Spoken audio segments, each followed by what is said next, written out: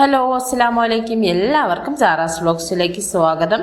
ഇന്നത്തെ നമ്മുടെ recipe special ആയിട്ടുള്ളൊരു പായസത്തിൻ്റെ റെസിപ്പിയാണ്. ക്യാരറ്റ് സേമിയ പായസമാണ് നമ്മൾ ഇന്ന് ഉണ്ടാക്കുന്നത്. വളരെ വെറൈറ്റി ആയിട്ടുള്ള ഈ പായസം എങ്ങനെയാണ് ഉണ്ടാക്കുന്നതെന്ന് നമുക്കൊന്ന് നോക്കാം. അതിന് വേണ്ടിയിട്ട് നമുക്കൊരു 2 ക്യാരറ്റ് ഇതുപോലെ തൊലി കളഞ്ഞ് ചെറിയ പീസായിട്ട് മുറിച്ചെടുക്കണം. വീഡിയോ ലൈക്ക് ചെയ്തിട്ടില്ലെങ്കിൽ വീഡിയോ ഇപ്പം തന്നെ ഒന്ന് ലൈക്ക് ചെയ്തേക്കൂ. ചാനൽ സബ്സ്ക്രൈബ് ചെയ്തിട്ടില്ലാത്തവരുണ്ടെങ്കിൽ ചാനലൊന്ന് സബ്സ്ക്രൈബ് ചെയ്തേക്കൂ. നമ്മൾ സാധാരണ ഉണ്ടാക്കാറുള്ള സേമിയ പായസത്തിനേക്കാളും വളരെ ടേസ്റ്റിയും നല്ലൊരു കളറും ലുക്കും ഒക്കെയുള്ള വെറൈറ്റി ആയിട്ടുള്ള ഒരു സേമിയ പായസമാണ്. എല്ലാവരും വീഡിയോ ഫുള്ളായിട്ട് കണ്ടിട്ട് ഇതൊന്ന് ഉറപ്പായിട്ടും ട്രൈ ചെയ്ത് നോക്കുക. നിങ്ങൾക്ക് എന്തായാലും ഇഷ്ടപ്പെടും. അപ്പോൾ നമ്മൾ 2 ക്യാരറ്റും ഇതുപോലെ ചെറിയ പീസായിട്ട് മുറിച്ച് കുക്കറിലേക്ക് ഇട്ട് കൊടുക്കുകയാണ്. ഇനി ഇതിലേക്ക് ഒരു 2 ടീസ്പൂൺ പഞ്ചസാരയും ഒരു 1/4 കപ്പ് വെള്ളവും ഒഴിച്ചു കൊടുത്ത് നമുക്ക് കുക്കർ അടച്ച് ഇതിനെ നന്നായിട്ടൊന്ന് വേവിച്ച് കൊടുക്കണം. അധികം വെള്ളം ചേർക്കേണ്ട, കുറച്ച് വെള്ളം മാത്രം ചേർത്താൽ മതി. അപ്പോൾ നമുക്കിതിനെ ഒന്ന് നന്നായിട്ട് വേവിച്ചെടുക്കാം. അപ്പോൾ നമ്മൾ ക്യാരറ്റിനെ നന്നായിട്ട് വേവിച്ചെടുത്തിട്ടുണ്ട്. ഇനി നമുക്കിതിനെ നന്നായിട്ടൊന്ന് പേസ്റ്റ് പോലെ നല്ല ഫൈനായിട്ട് അരച്ചെടുക്കണം.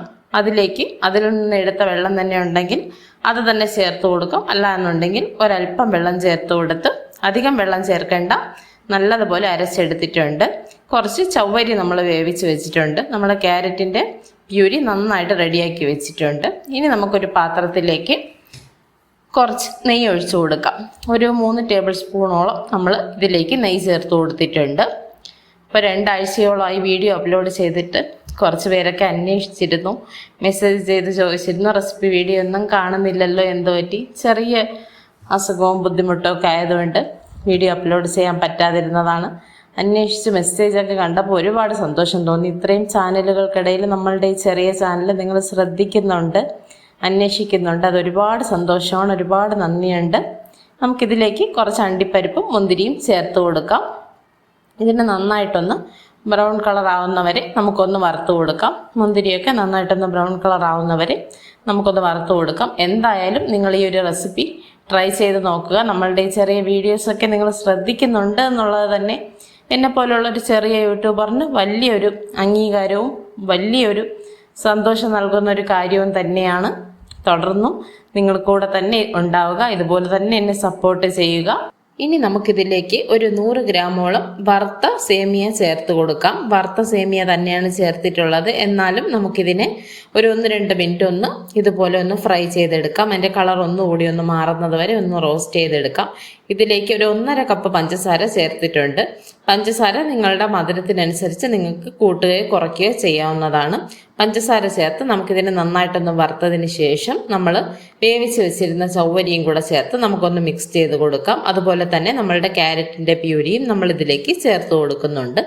ഇനി ഇതിനെയെല്ലാം നന്നായിട്ട് നമുക്കൊന്ന് ഇളക്കി യോജിപ്പിക്കാം. പായസത്തിലേക്ക് ചേർക്കുന്ന പാല് ഒരു 2.5 ലിറ്റർ പാല് നമ്മൾ പ്രത്യേകം നന്നായിട്ട് തിളപ്പിച്ച് വെച്ച പാലാണ് ഇതിലേക്ക് ചേർത്ത് കൊടുക്കുന്നത്.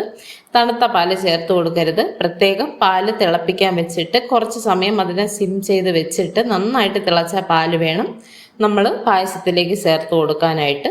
ഇനി ഇത് നന്നായിട്ടൊന്ന് തിളച്ചൊരു 10-15 മിനിറ്റോളം നമ്മൾ ഈ പാലൊന്ന് വറ്റി പായസം ഒന്ന് കുറുകി റെഡിയാകുന്നത് വരെ നമുക്കിതിനെ നന്നായിട്ടൊന്ന് തിളപ്പിച്ചെടുക്കണം.